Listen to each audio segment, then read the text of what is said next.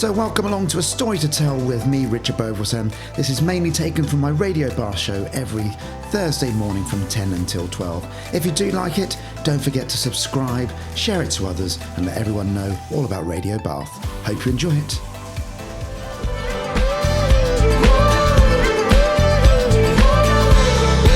There's Adventures of a Lifetime by Coldplay. I'm still sounding husky. It's very strange when you listen to yourself in your headphones and you kind of think, oh, how am I sounding at the moment? Anyway, today on A Story to Tell, we're going to chat to him very shortly. Got an amazing guest. Pavel Douglas has come in. He's an actor. He's been around the scene for 50 years. He looks annoyingly good for it as well. He's sat opposite me at the moment, and we're going to chat to him very, very shortly. If you have any questions for Pavel, then text Bath followed by your message to 80011, or you can email the studio at radiobath.com. He's here right until 12 o'clock. Got loads and loads of stuff to chat about. So, Pavel Douglas coming up very, very shortly.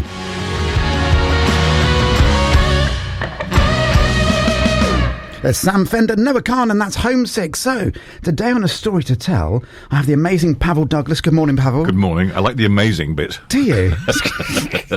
He's been an actor for over 50 years now, ranging from GoldenEye to Lovejoy to Holby City. And more importantly, I was showing my daughter in bed. She's 8. Mm-hmm. I was more importantly showing her Big Ears. Big Ears, yeah. Well, yeah. Lots of little children, including my grandchildren, are growing up with. Oh, you funny little noddy. And you're responsible for Dem Watts not being with us anymore. Well, yes and no, you see, because he the first time he should have just gone, but then he came back. 14 years later, he walked into the square as if nothing had happened, what twinkle. And it was an odd one, that was. It was like, EastEnders was rewritten to suit ratings almost, I think. Yeah. Because we had him definitely. I mean, you heard the bang, you heard the splash. When he fell in the, if I'd maybe done it myself, if I'd pulled the trigger myself, I could have pulled it several times. But you didn't. No, I didn't. I had him done rather than doing it myself. So. Yeah. And then he came back to life.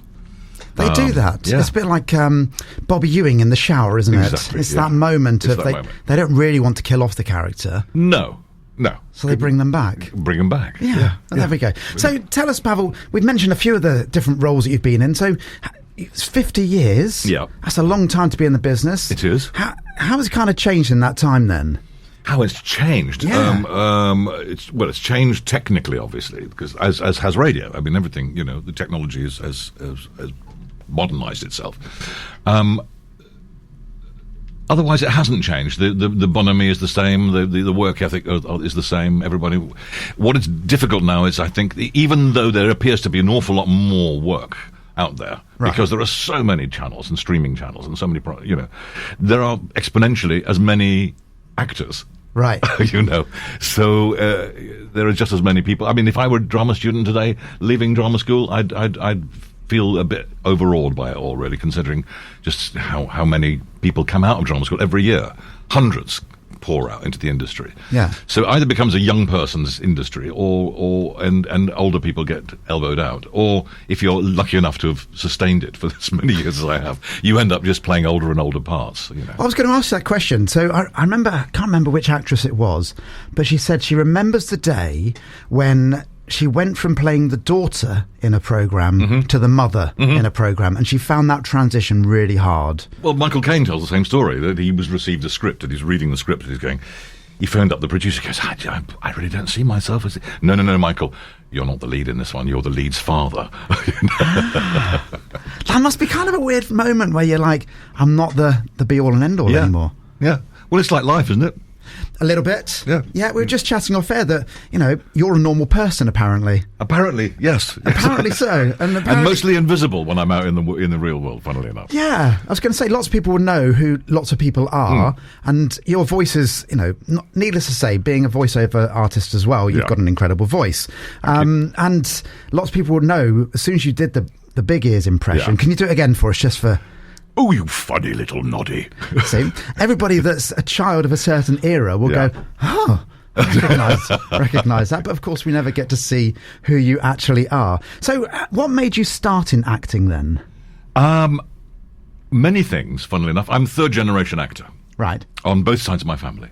My mother was an actress, and her father was an actor. He was a producer in the West End between the wars. He was John Gielgud's first director. He used to say, "Oh, that man, who can't walk across the stage without falling over his feet." And although I admired my grandfather to a degree, I didn't love him very much. He was not a very nice man. And I can say that now. He's well and truly behind us. But he was a very good actor, apparently. And my mother became an actress, and then she, after the war, she went to Poland to do her bit, because she hadn't, she was too young, and she'd lost her mum in the war, and she went to Poland to do her bit, and found Warsaw in a terrible condition, and then lived there, met my father. They fell in love, etc., etc., and he became quite a star in Poland. He was the John Wayne of Poland in his day, right? Which was fantastic. And so it was in my blood. And when I was a boy, I was just fascinated by it all. And then I got a part as a stable boy in a thing called the Highland Jaunt about Boswell and his trip to Scotland. Okay.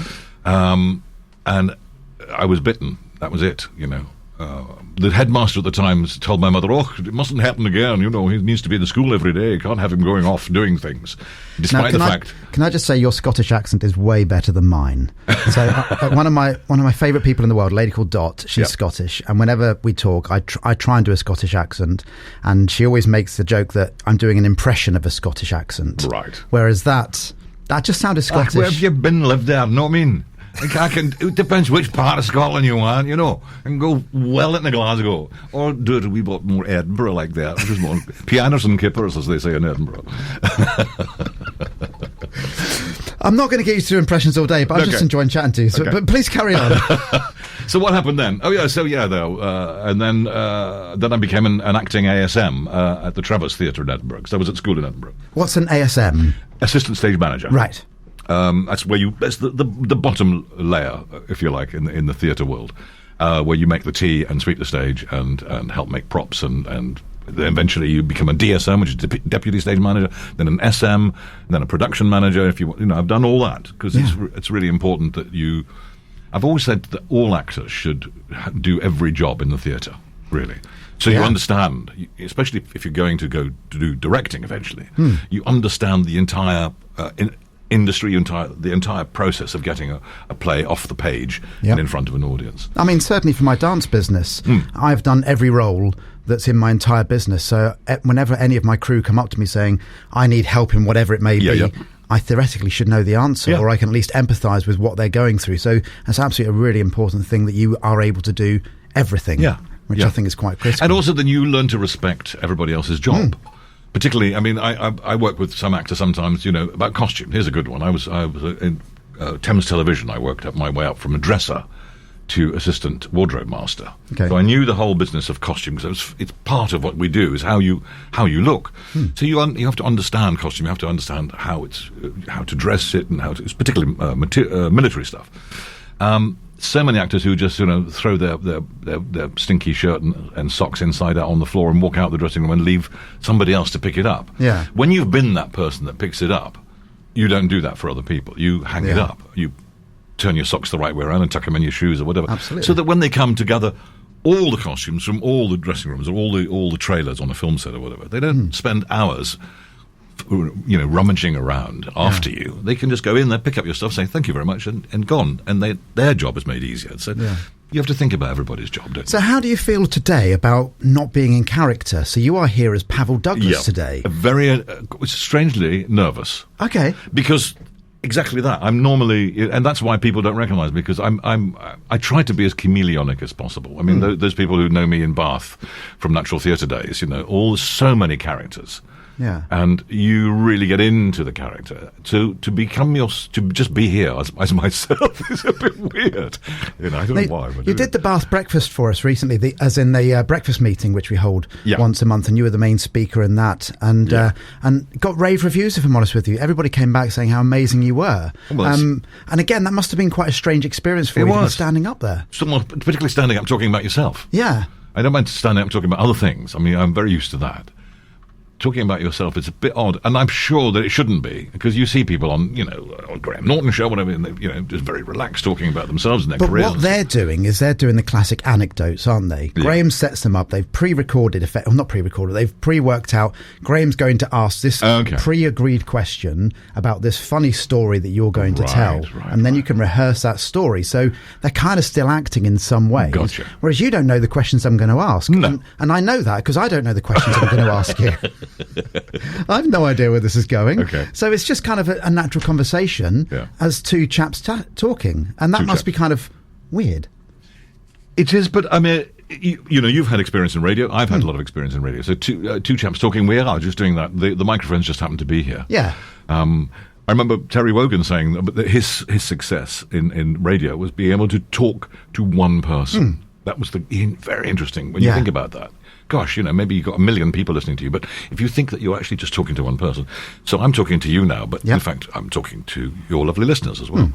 Yeah, but that literally is a scenario, isn't it? Because every single person is listening by themselves. So you are only ever talking to one person. So going back to being on set and stuff, how is it being with the other actors then? Have you had those scenarios where, because not everybody gets on, you look at a football team, not everybody gets on, and that's inevitably whatever you're going to do. On a film set, how is kind of like those scenarios for you? It can be a clash of personalities or a clash of egos. Yeah. Put it that way. Generally speaking, particularly English actors, I've just a dream to work with. Everyone's there, and you realise that the entire crew is there to make you look fabulous, right, and sound fabulous and be fabulous. Occasionally, you will get an actor whose ego is too big, and there are clashes. But generally speaking, not. No, it's a very good industry for that. People do get on, and you're the adage is you're only as good as the actor you're working with. Right. So you get on set, and the first thing that you do, particularly these days, everything is done wham bam, thank you, ma'am. There's very little time for rehearsals, like in the theatre. You don't rehearse. No. So you run the lines. The first thing you'll do is, even in makeup, if you happen to be sitting next to your co-star or the actor who happens to be in the scene with you that day, you will run the scene while you're being made up. It's just, and then you work on it. And you say, oh well, what do you think about that? And what do you think about the thoughts that were in my head when I said that to you and stuff like that, just like you do in real life, really. Yeah. I've very rarely had clashes with actors. Sometimes the egos get in the way, that particularly anyone who's done Hollywood stuff. I've done a lot of work with Hollywood actors in the past. And you do what's called reverses. When the camera's on you, somebody is behind the camera, your other actor, giving you the lines. Okay. And similarly, you do the reverse on that, and the camera's on them, and you're there for their what's called the eye line, so they have someone to look at and talk to. But I have worked with American, actresses, I should say, more than actors, who refuse to come out to do their reverses. Oh, wow. And so you end up acting to a little bit of tape on a pole or next to the camera, and that's the eye line, and somebody else reads in the lines for you. I can literally see you going back there now. Yes, I do. Your eyes drifted off, and you're like, I'm not going to ask who that person was. No, I think that would be unfair. But I could literally see you going back, and I'm guessing it was a while ago. Yes. That's all I'm going to say. Yeah. So we're going to have a little break for music. We're going to find out so much more about you, Pavel, when we come back. There's loads to find out. We're going to talk in great depth about the theatre, GoldenEye, loads of different bits and pieces as well. If you do have any questions for Pavel, studio@radiobath.com, or you can text Bath followed by a message to 80011.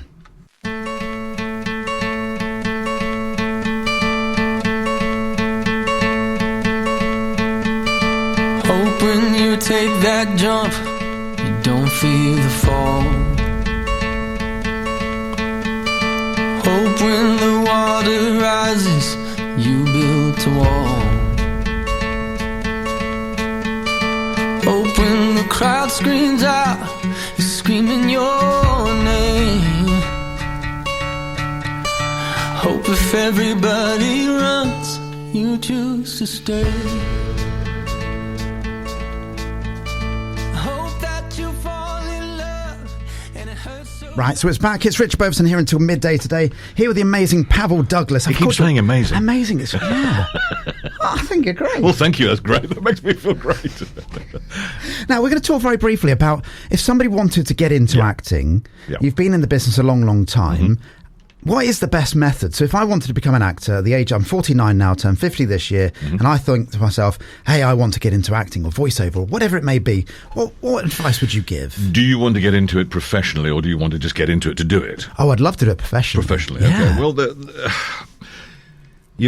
there are many pitfalls and there are avenues of going down to do that. Obviously, when you're younger, it's you come out of school, you have a couple of. I mean, when I went to do drama school, they kept turning me away because I was too young. Right. They said go away and have a couple of years life first, and then come back to us, which was a very interesting thing to say. Yeah.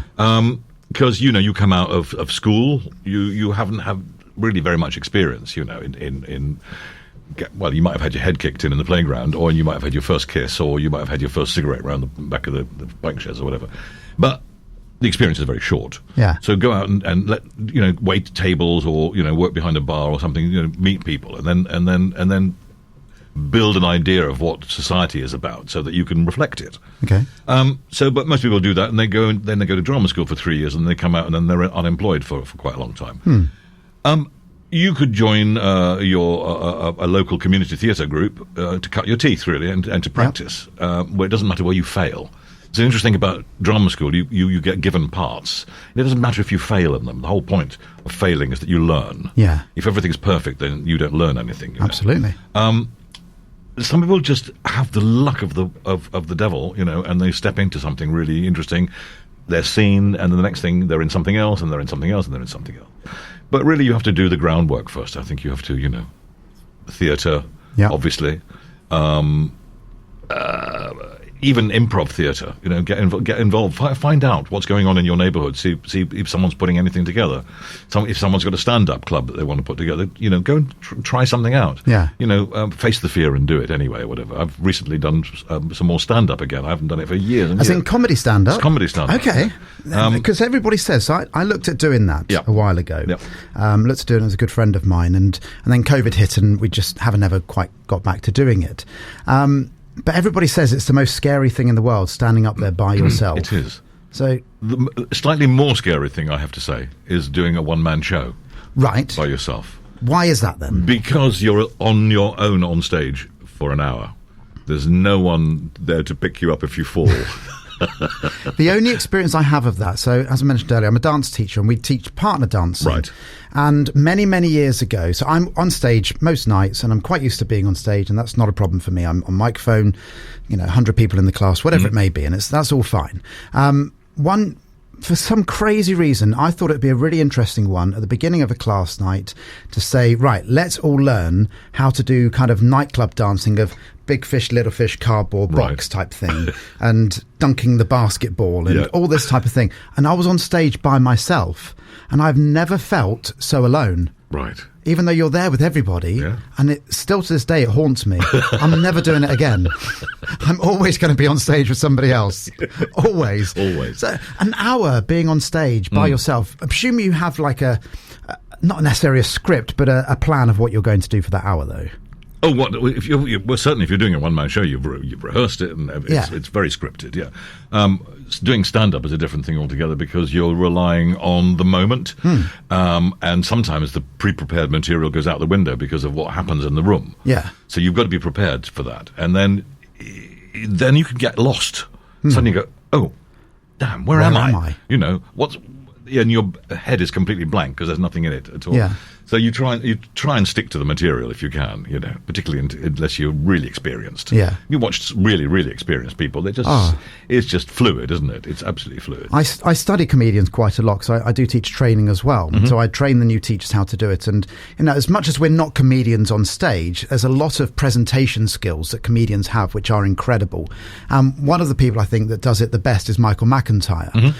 He does a sketch, which I've shown many, many times, of people in a room that all have the same name. So Sarah and Sarah, Sarah with an H, Sarah without an H. And Jeff or G off. and he goes round, but you can see him picturing this room of people that are sat next to each other that are couples. But the preparation for that 2.5 minutes that would have gone into it is just phenomenal. Indeed. It really is. So, well, Morecambe and Wise were the most famous ones for rehearsing. They would rehearse. And I cannot stress to anyone who wants to be an actor, you have to put the work in. Yeah. You can't just think, oh, I'll just get up there and be marvellous. No. You know, or get up there and be funny, or I'll get up there and make people cry. It doesn't work like that. You actually have to do the groundwork. And my favourite phrase that I hear from lots of people is, I'll be all right when I'm on stage. I'm like, no, you won't. No, Whatever rubbish you're doing in rehearsal, that's what you're going to do on stage. Yeah. So what type of stand-up are you then? Is it like long jokes or is it stories? No, not long. Where are you? What type? I've never even considered what type of comedian. I think that it's a bit political. Okay. It's a bit observational, but not without being too observational. But it's just what I'm doing now, because I've reached a certain age. You know, 21. 21. 21. Yeah, times 3. Of talking about stuff that I see as my age now. You know? Some of the bizarre things that happen in the world, you know. Yeah. I mean, I find influencers really, really amusing, this current trend of influencing. We're all influencers. I mean, you could be sitting there, I'm going, you know, Richard, that's a really nice shirt, and I'll go out this afternoon and buy one. Yeah. So you've influenced me. Yeah. So you're an influencer. But people who set themselves up to be influencers. And the one that really got me recently, apparently we've all been straining spaghetti wrongly out of the pan. Oh, go on, tell me why.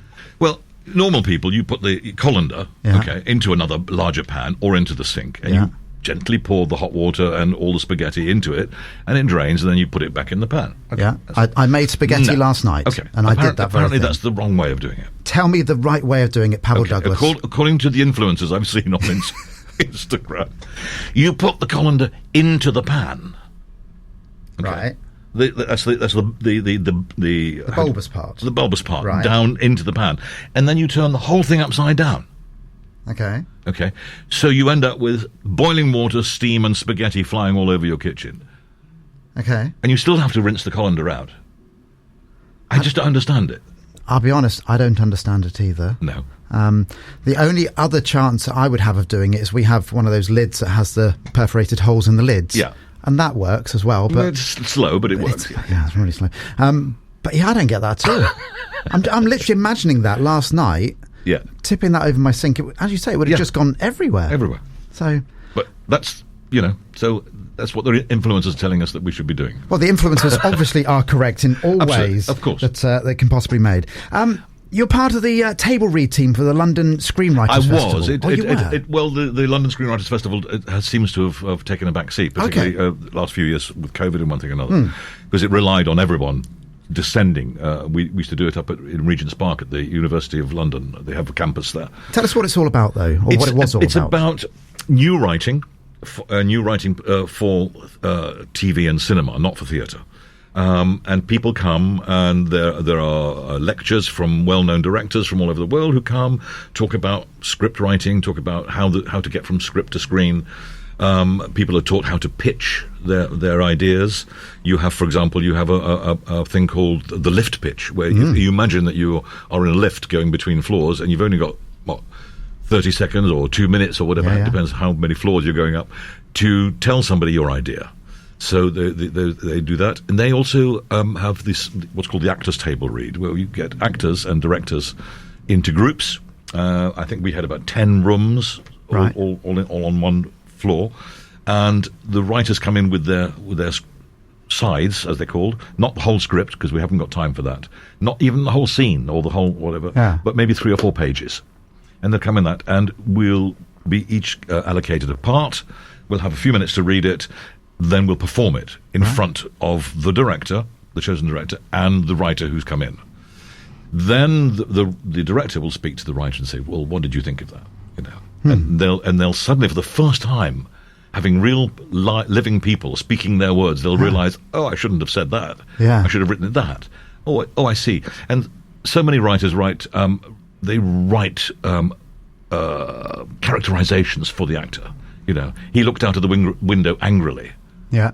Well, there's no need for that. You know, the actor will know if it's an angry scene. He will know that he looks out of the window. He's not going to look out the window laughingly. You know, so cut out all the descriptive stuff in your script. Just really get down to the nitty gritty. Okay. So, and we can at the end of the day, we'll have done a scene every half hour. Wow. Break half an hour for lunch and then go back in and do something. But it's great because you get to play so many different people. Yeah. You know. And has anything ever come of that? Have you kind of looked at something and gone, oh, that was amazing, and then all of a sudden it's there? I haven't personally, but it has happened, sure. Yeah. You know, that a script has really been picked up. Yeah. Or that writer has learned their lessons there and have gone off and done more work on it and sold it in a different way. Yeah. You know, so yes, it's I mean, London Scriptwriters Festival is not the only one. There are many others around. Yeah. Now, talking about writing, biggest segue in the world, you wrote a novel. I did. In lockdown, didn't you? Tell us about that. Do you know, if you are an artiste or if you are a performer or creative at all, you have to keep doing it because otherwise you go bonkers. And then suddenly, when COVID arrived, my industry, I mean, everyone's industry, but my industry just stopped. Yep. Because my industry relies on people coming together and doing stuff together, and of course we couldn't. Apart from watching TV and watching all the streaming channels, which everyone did, and some people go, "Well, what's the point of actors?" And then the first thing they do when they're locked in is watch actors. Absolutely. So anyway, I found myself without work, which was apart from the financial aspect of it was dreadful, but just sitting on my hands, not doing anything. I was doing stuff remotely.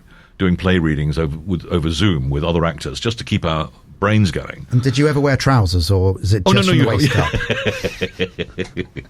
I did many meetings in tracksuit bottoms and a shirt. So, and one night, I know I've mentioned, this is the second time I've mentioned it, but Graham Norton, but I had a dream that I was on the Graham Norton show. And Graham was very excited, very excited. I've got the latest book from Pavel. It's great. You've got to buy it. You've got to buy it.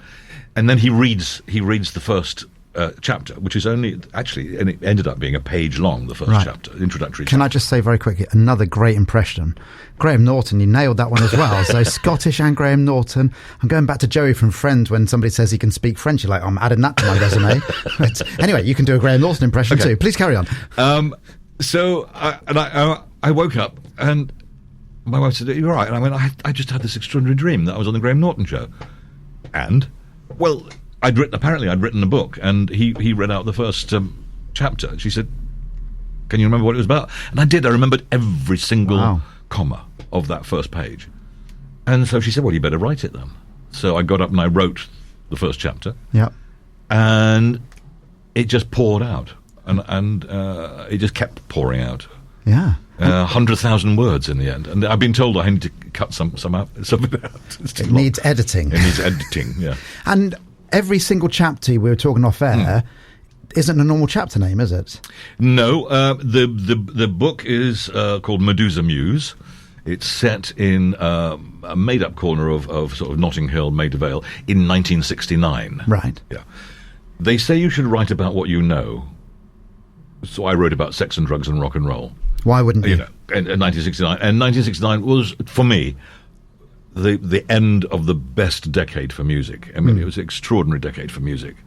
And some of the stuff that came out in 69 was particularly, you had the long tracks. They weren't just EP tracks, they were LP tracks, or prog rock stuff, So rather than give my chapters titles that pertain to the story, I've given them a song. So each chapter has a song. And we're going to listen to one of those songs now. So chapter 5, do you remember what the song was? Penny Lane? It was Penny Lane. It was Penny Lane. There you go, well remembered. So here's Penny Lane by the Beatles, chapter 5 of Pavel Douglas's book. Penny Lane, there is a barber showing photographs of every head he's had the pleasure to know, and all the people that come and go stop and say hello.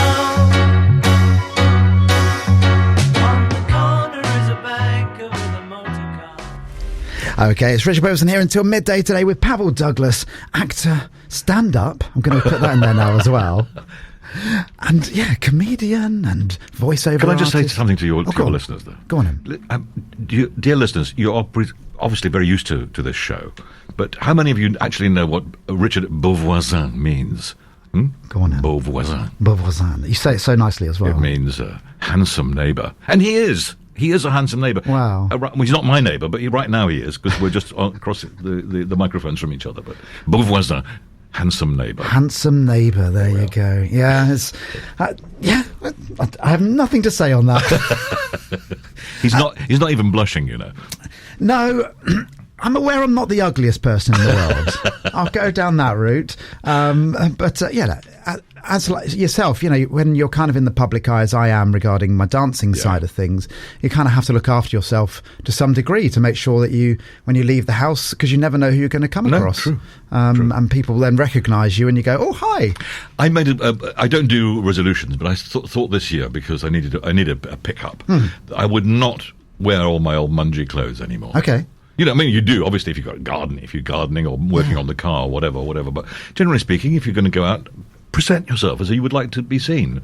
You know, it's too easy, isn't it, to actually just put on some sloppy joes and go out and stuff. But take pride. Do you know what? I think that's a really nice thing to do. I'm going to go home after this, and I'm going to look at my wardrobe, and anything I think, it's just average. Yeah. Okay, I'm going to bin. I have a really weird scenario, actually, regarding my shirts. Okay, I don't know if you've ever done this or not.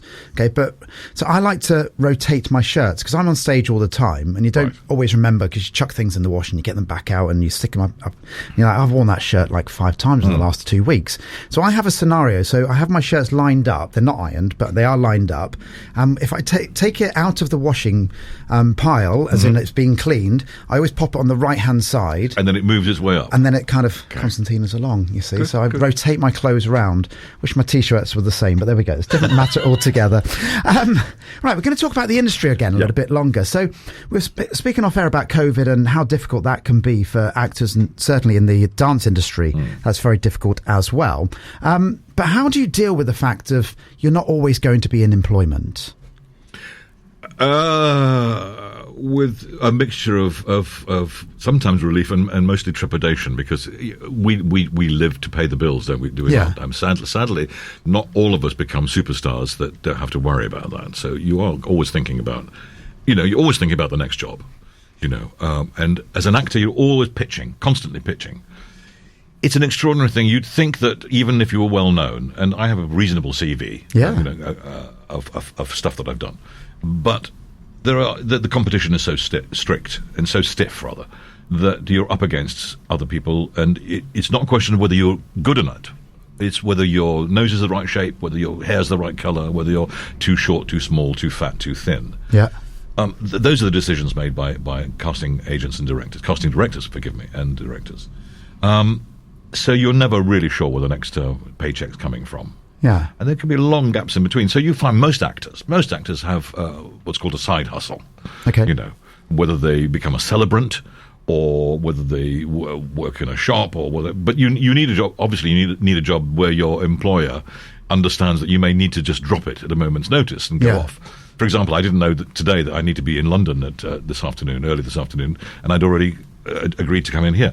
So you have to juggle things around, But I will be up to London, and I will be at a casting, and I may or may not get the job, depending on many, many factors. Not whether I'm any good at all. That seems to be one of the least important things. Well, they've seen you before. They know who you are. So you have that advantage, but at the same time, as you say, are you right for that role? Yeah, exactly. And that must be the most difficult part. So I'm guessing... But for example, now they you get into the father role rather than into the lead character or whatever.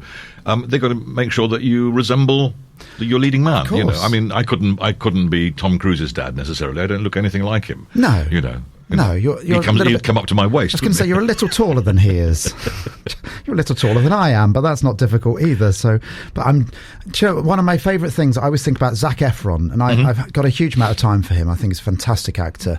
But I always look at him and I think, right, you're 2 centimetres shorter than I am. Right. And that's the only thing I've got over him. Outside of that, I think he's annoyingly good. But there we go. Different matter altogether. Rejection must be difficult, though, because you kind of get that note going, you weren't successful. Yes, unfortunately, you don't even get that note. Do you not?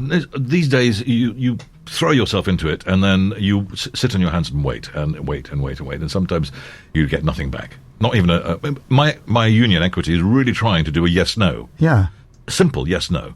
If you can go, if the casting directors and then their staff can actually send out all the invitations to come in and audition, then surely there is a system in there of a template email that just says thank you very much, but on this occasion, no. You're not That's successful. So you know what's going. Otherwise, you're sitting there thinking, "Well, is it going to happen? Yeah. It's not due to be filmed for another 3 months. Have I got it? Can I do anything else? Because I really would like to do this part. Yeah. And I want to keep the month of April free or whatever." Yeah. You can't. So it's all up in the air. It's all up in the air. That must be quite unsettling to kind of like live every day going, I'm not quite sure what's going to happen next. It seems to be all my life I've done it. Yeah, I was going to say you're used to it now, I'm guessing. Yeah, I know, but it is a weird one still. And the rejection thing is something else. That's something you really have to get your head around very, very early. Yeah. My daughter, my firstborn, fabulous actress, trained at Bristol Old Vic, beautiful actress on stage, did a bit of TV. She grew up with me being, effervescent and happy with that I've just got this wonderful part, and then a month later I'd be down in my boots because I just lost a part that I really, really wanted, and I was utterly depressed about it. Yeah. So she grew up with the highs and lows, but when it came to her, she couldn't actually cope with it. Poor kid, she just didn't like the not knowing, the whole business of not knowing where the next penny's coming from, of not knowing where your life's going to next. She found that all much too much, and then unfortunately gave it up. What she's doing now is fabulous, but she's no longer in the theatre. It's great. But I still use her when I have to do my self-tapes. This is something else we will talk about. Yeah. When you need someone to read in. Because she's such a good actress, I'll phone her up and go, Daisy, I've got this lovely script. Can you read in for me? Oh, amazing. So I have a really good actor on hand. And my youngest daughter is equally talented actress, although she's not interested. She's a farmer. But, she's available to read in as well. And then I have a young son who's a fantastic cameraman, so he does the camera work. So I've got my own little crew. So maybe you'll do a documentary one day and they'll all be around you and all doing the parts. You never know. You never know. Time for the news. When we come back, we're going to be talking much more about actually what you've done on screen. Okay. If you do have any questions, it's studio@radiobath.com, or you can text Bath, followed by your message to 80011.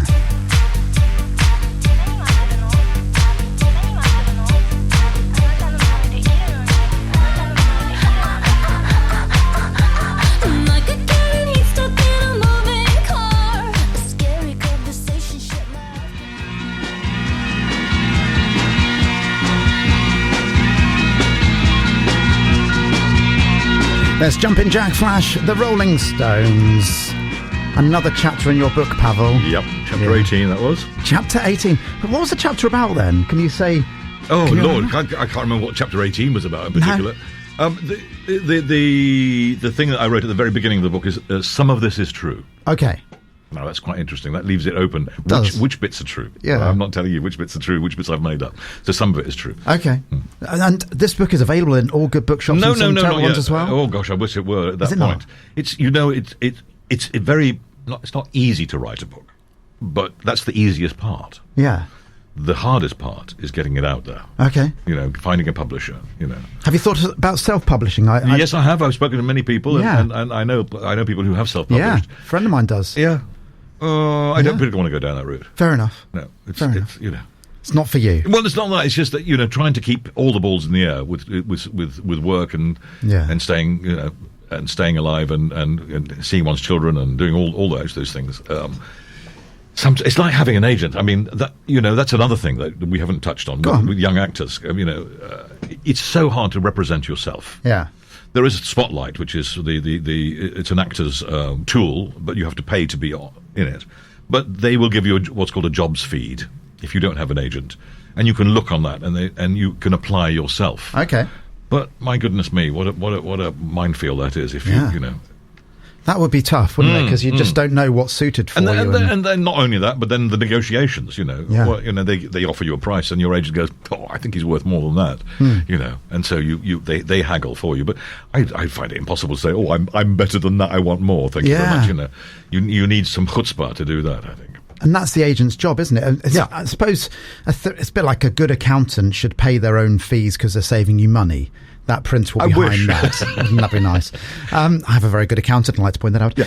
And, it's kind of an agent. They theoretically should pay their own fees because they're generating more money in the first place. That's, I think, the theory behind it. But Yeah, it doesn't quite work that way. no, it doesn't. They just take the money. But there we go. And we're going to talk about some of your roles that you've had then. Okay. So we're going to go way back to Ooh, how James far- Bond. We're going back Well, to that's James not very Bond. far back. Is it not? Go on. No. It's I mean- the 80s, isn't it? Yeah, no, I could go back much, much further than that. I mean, go back to Shoestring. Okay, go on. Well, no, I'm just saying. I could Okay. We'll be here till 4 o'clock you this could be. afternoon. There's a lot of work there. I mean, if you've been doing it for that many years. So who were you in GoldenEye then? In GoldenEye, I was a French warship commander.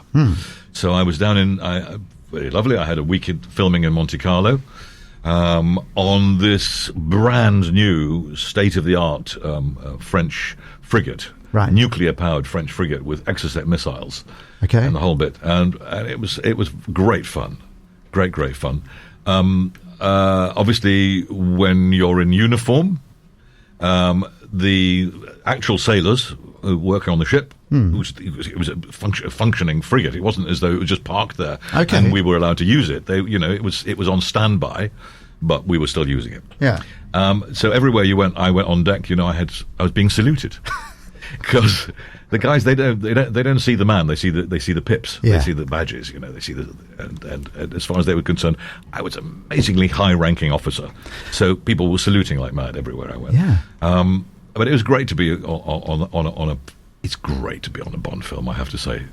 Ladies and gentlemen, if you have an ambition, make it to be in a Bond film. It was, when I was a boy, I was desperate to be James Bond. I think we were all. Of course. Every boy wanted to be James Bond. But this is the closest I've got to being James Bond. So why was it so good being on a James Bond film set then? Well, because first of all, it's a renowned franchise. I mean, it's huge. It's a global mark now. It's been going on for so many years. And funnily enough, this is something interesting. Once you've been involved, you are still very much part of the Bond family. I get invited to do autograph signings and launches and stuff like that as part of the Bond group, and then you'll meet other actors from Bond films. Some of them now very old, who were in some Bond girls who were in way back. They're still there. They're still looking marvelous thanks to a little bit of work. Are you stating that they've had some surgery done? No. No, you would never suggest that. No. The fact that faces can't move is got nothing to do with it. No, but yeah. So you're part of the Bond family, and it's great, and you're really well looked after. I have to say, it's a big enterprise. I'm guessing, depending on the budget that there is for the production that you're on, the behind the scenes would be quite different. Oh yes. So I'm guessing Bond would be quite close to the top of that. It's very close to the top of that. Yeah. I mean, I probably imagine that Hollywood is even higher than that. But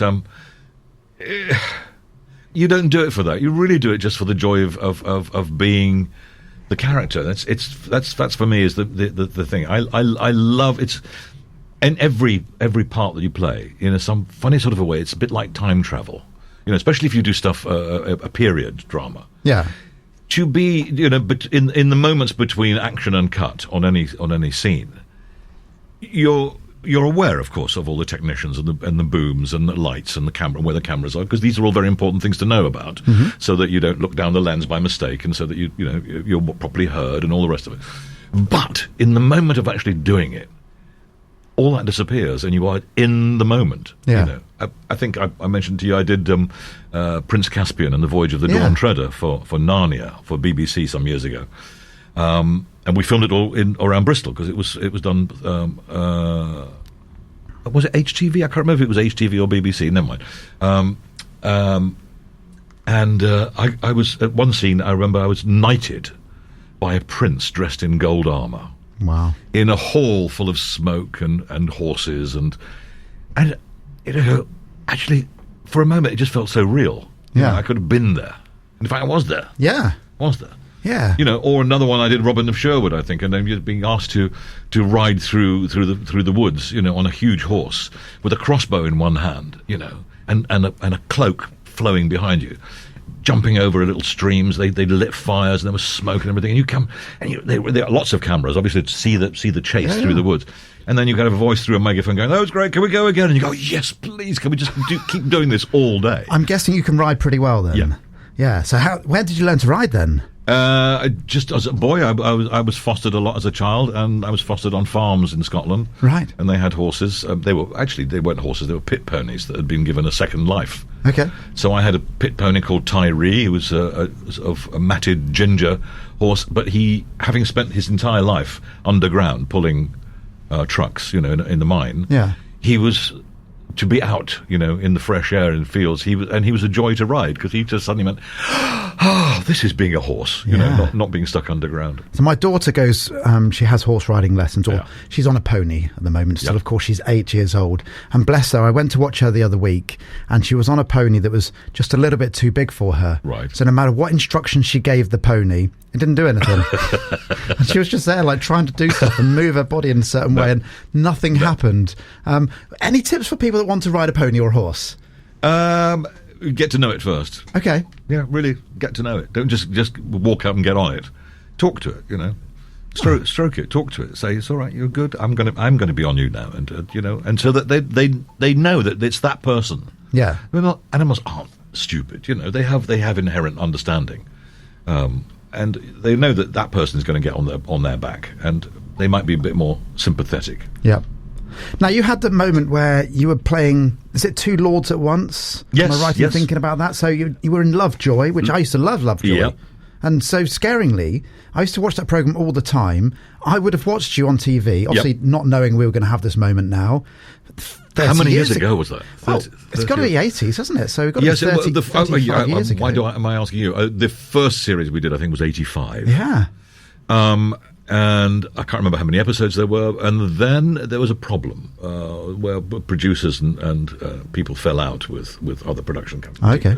I have no idea what it was all about. So it seemed to stop. And it was off air for some years. And then it came back, fortunately. And we all came back with it, which was lovely. But during that time, then I got another lord in a long-running soap opera in Paris, shot in Paris, called Riviera. Right. And it was the first sort of Euro soap. That's to say that it had actors from Italy, France, Germany, Austria, England, usually a pair from each. And and then we all lived down on the south of France, near Saint-Tropez, and I was married to an heiress, and basically I spent her money, just as I was. The money in Lovejoy was mine, and my wife got the money. But in the other way, in the other shows, the other way around. But I used to had a wonderful time in that. Sometimes I was doing both parts at the same time, so I'd finish filming in Paris in the day and catch the last flight out of Charles de Gaulle to Stansted Airport, where the unit base was in Stansted. We were filming in Suffolk area. Okay. And then get up next morning and be the other lord, and then finish that filming, get out the plane and fly back and be the other lord.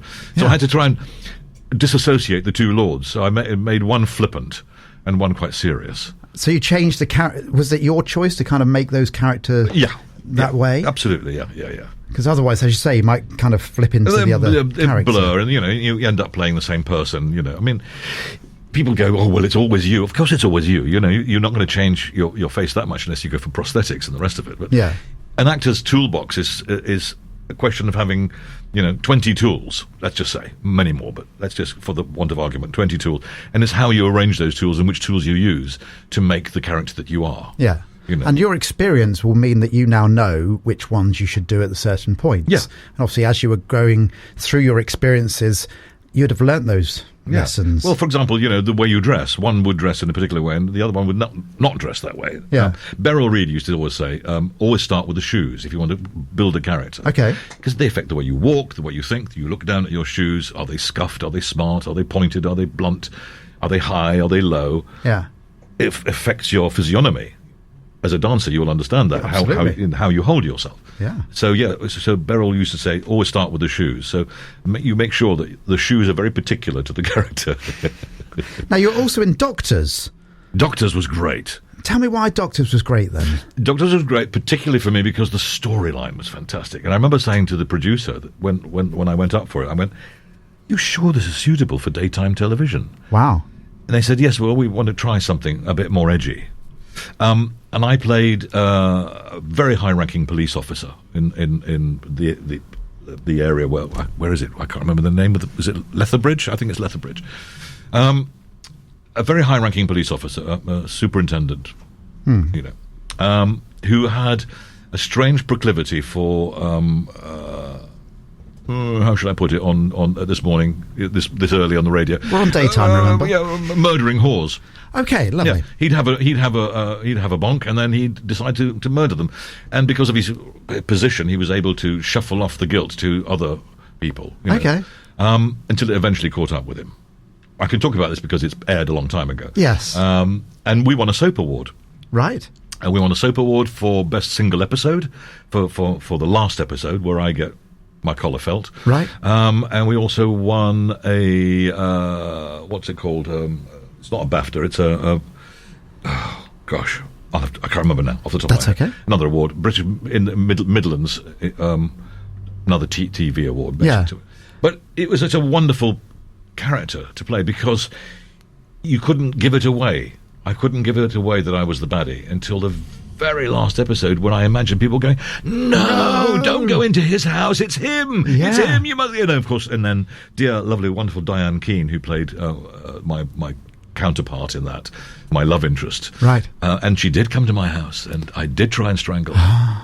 And then Ronnie saved her life and knocked me out. And Thank mercy for Ronnie. Thank mercy for Ronnie. Indeed. Yeah. So, last question I've got on this really is going to those awards. I kind of look at it sometimes and you wonder how much it means to people to get awards. And I kind of get the impression some people are like, we don't care, and other people are like, this is the most important thing in the world to me. Where do you sit on that It's then? not the most important thing, but it's great to be honoured by your peers. Yeah. That's the thing.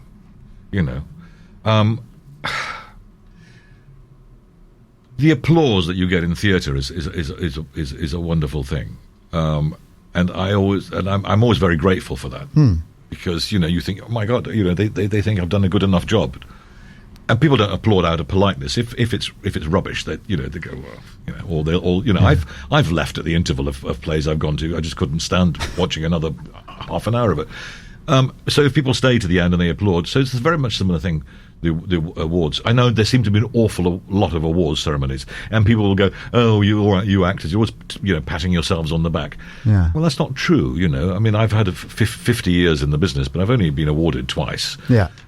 So it's very nice to get an award, and so it's nice to be thought of that you were actually good at what you do. And you are, because otherwise you wouldn't still be doing it. Well, I might be just bullshitting. Apologies for the swearing. Sorry. That's okay, not a problem at all. We're going to talk about the theatre. We're going to have another little break for music, and we're going to talk about the theatre when you come back, because there's so much you've done in the theatre as well. Back with Pavel very, very shortly. One step at a time, just you and I.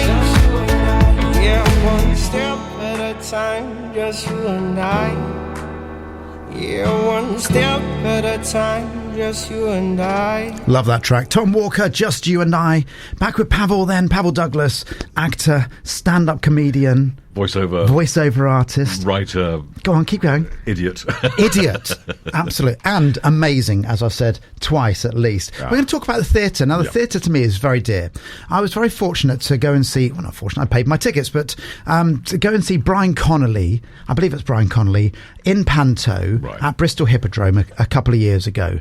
And at the very end, he said something which still is dear to my heart. And he said, thank you to everybody that's out there. You've paid your hard-earned money to watch us come on stage and do what we do and hopefully entertain you. And it's a privilege for us to be on stage.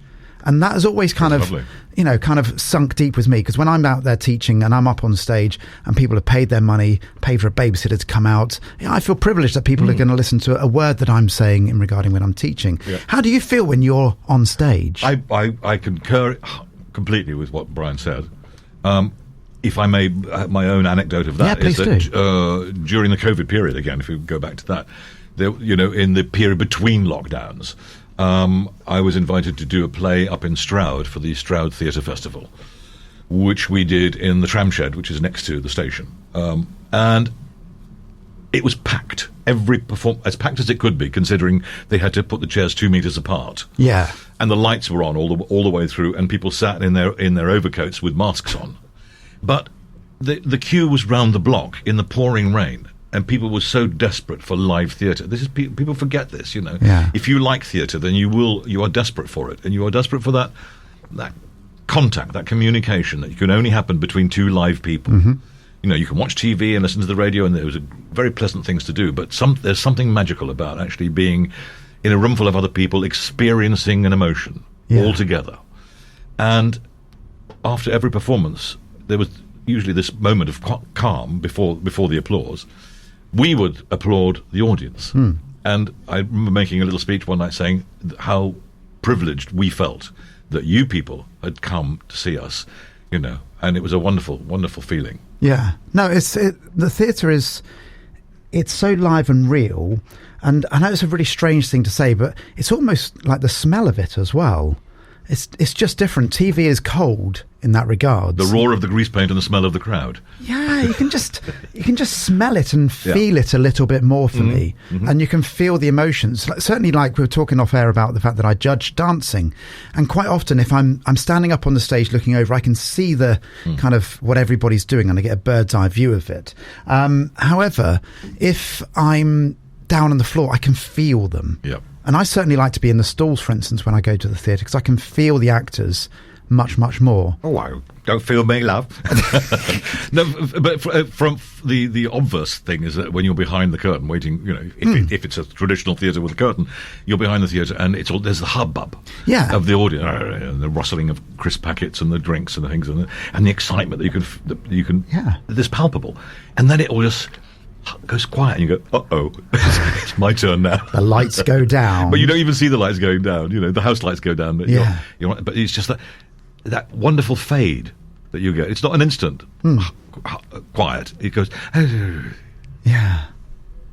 And then the show So starts. what's that feeling like for you, being backstage, ready to go on? I know you mentioned your one-man show earlier, but thinking about if you're in an actual theatre production, there's people around you, kind of what is that atmosphere like just before you go on?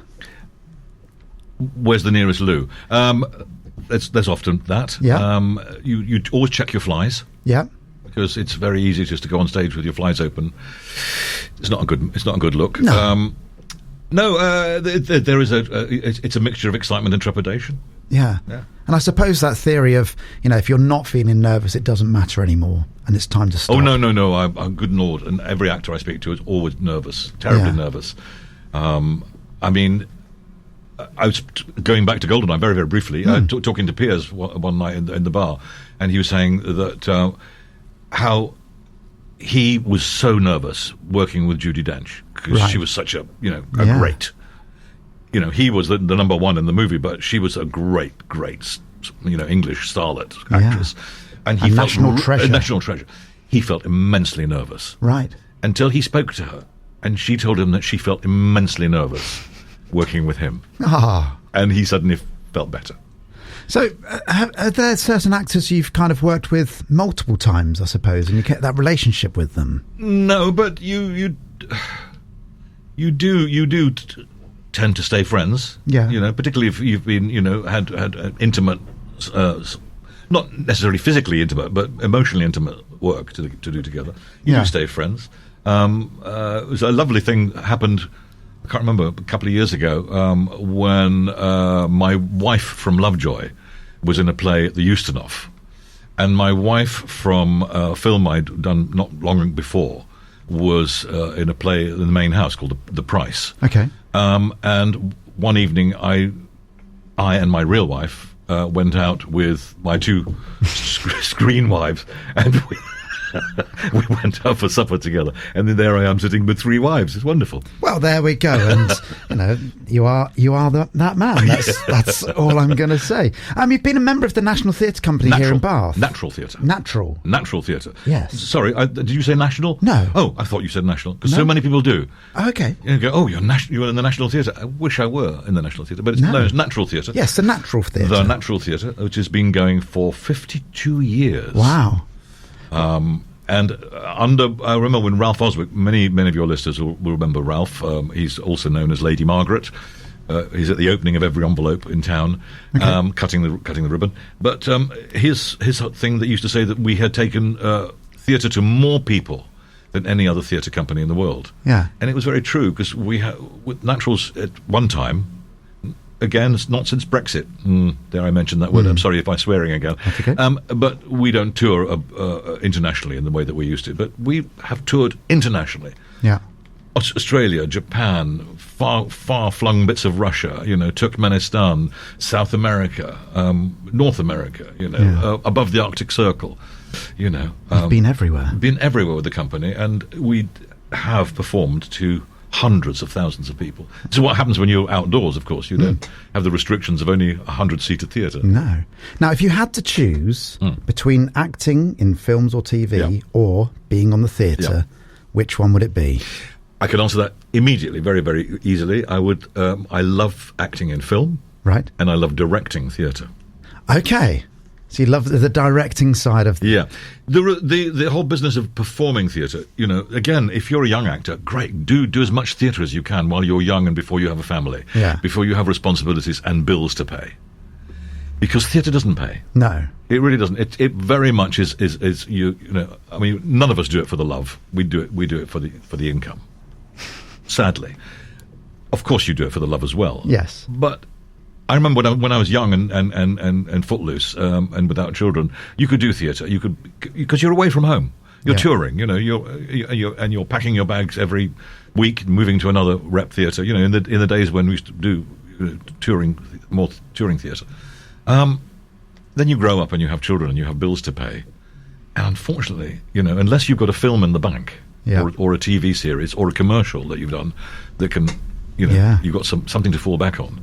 Because you also have your bills to pay at home. It's not like one set of bills. It's two sets of bills involved. There's all the usual stuff at home that you're paying for, all the standing orders and all the rest of it, and keeping the fridge full for your kids. And then there's looking after yourself while you're on tour, paying for your digs, eating out in restaurants. And your agent, of course. Yeah, there is a sliding scale. They charge you less for theatre than they do for film and commercials. Well, that's all good. Now, every guest that comes on has to do the quick fire round, and you're no exception. And I know time's running very, very shortly, short, I should say. So we're going to have a break for one track, and then you're back. Oof. So everybody gets notification about what the first question is, so you can have a think about this, about what is going to be Pavel Douglas's favourite ice cream. So we're going to be finding out right after this. This is Radio Bath.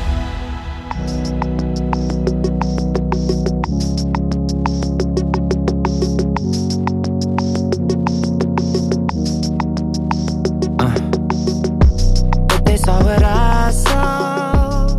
They were follow. You must be an angel. Jealous. And that's a... And there is Selfish by Justin Timberlake here on Radio Bath. It's time for the last link then with the lovely Pavel Douglas. Oh, it's lovely now. Have you noticed it's moved from amazing to lovely? I think lovely is still a really good thing to describe you as. So, as I've got to know you, you are still amazing, but you're also lovely. Oh, it's so sweet. Thank you. There we go. Right. We've got a bromance going on here, dear listener. Right, here we go. Quick fire round then. Everybody gets this. 11 random questions. Whoa. Okay, you don't know what these are, apart from the first one, which is, what is your favourite ice cream? Raspberry. Nobody's answered raspberry before. It's new. Why raspberry? Actually, I love raspberries. Okay. I think it's the king of fruit. Right. Can I be honest? Yeah. I don't like raspberries. You I don't? find that all the seeds get in my teeth and I find it irritating. Yeah. But raspberries. Okay. Yeah. Fair enough. Are you tidy or messy? Tidy. Do you know what? I knew that answer before I even asked it. I can just tell by whole appearance and how you are. You are a tidy person. They say about how to load a dishwasher. You're either a Swedish architect or a chimpanzee on LSD. Okay. And how you pack a. Yeah. I'm definitely the Swedish architect. Everything goes in its exact. Well, because make use of it properly. Otherwise, bits don't get washed. Fair enough. Love or hate roller coasters? Hate. Why? I've never been a fan of fun fairs. The only thing I go on fun fairs, and I used to take my children, and was the Dodgems. Okay. But all the stuff about being spun around. I mean, I would have been rubbish in the space program. All that centrifugal stuff that they put you into. Yeah. There would have been vomit all over everything. I think. No, I don't do roller coasters. Fair enough. Now, the only thing I'm going to say is that a couple of years ago we went to Tenerife. and there is a place there called Siam Park, okay, which is a water park. So you have the flumes in swimming pools and stuff. Yeah. These are flumes that are out of this world in regards you are sat in 4 people buggies or 4 people dinghies quite often, and they are enormous, as in you would go up vertically and all sorts. So it's like a roller coaster on water, right? And but it's not sicky in any way, shape or form. So that's the nice thing about it. And it's nice weather. But there we go. Right, important questions now. Do you hang your toilet roll over the top or behind the back? Over the top. Why? Because it just comes at you. It's easier than having to fumble around the back and pull it down. I'm loving the actions, by the way. It's like, the fingers are out. He's picturing his toilet and taking the toilet roll down. What I don't like is when funnily enough, in hotels when they fold it into a little V and you go, yes, but I'm going to disturb that now. I mean, it's, I don't know if I'm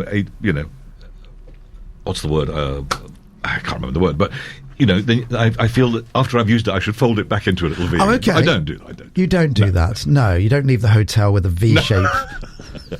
Fair enough. Do you eat your chocolate from the fridge or from the cupboard? From the cupboard. From the cupboard. Why the cupboard then? I think when it's very, very cold, it loses its flavour. Okay. And my newest way of eating chocolate is drinking it. Right. Now, how to make proper hot chocolate. Go you on. get 75% dark chocolate. Okay. And you break it up into a pan containing your mug of milk. And you just stir it until the chocolate dissolves. Okay. And it is a fabulous way of eating chocolate. And it releases all the flavonoids and it's much better for you. I have never tried that. Try that. I will be trying that. Don't use cocoa powder and you don't need extra sugar or anything. Just milk and broken up chocolate. Milk and 75% dark chocolate. And you can use 3-4 squares of chocolate and break it up, put it in and let it dissolve. I will be trying that later on today. I think I know the answer to this question. Do you make your bed in the morning? Yes. Why? Because I like to come back when it's made rather than come back and go, ugh, that's a mess. And the follow-up question to this is always, do you have any cushions on your bed? All those cushions. At the moment, I've got 2 spare pillows because they've got very nice pillowcases and they're just on top of the bed, and I always throw them off. Yeah. But no, not generally. I don't do all the 25 cushions. No. We have 6 cushions on our bed, and every morning they get put on, and every night they get thrown on the floor. Yes. What are they for? Apparently, if you want to sit up in bed, it's nice to have the cushions there. Yes. So that's the theory behind Fair it. enough. But and it looks pretty. That's the other theory behind it. What is your favourite breakfast? My favourite breakfast. Do you know what I've just started? My son's turned me on to kombucha. Okay. And it's a really great way of getting your microbiome going in your tummy. So I have that first, long before I eat anything. I'm not a very big breakfast person. I prefer brunch. Yep. I'm a dinner person. I have, always make sure I have dinner. Okay. Because you can't necessarily have a glass of red wine with breakfast, but you can with dinner. I've had red wine many times for breakfast. That's a different issue we don't talk about live.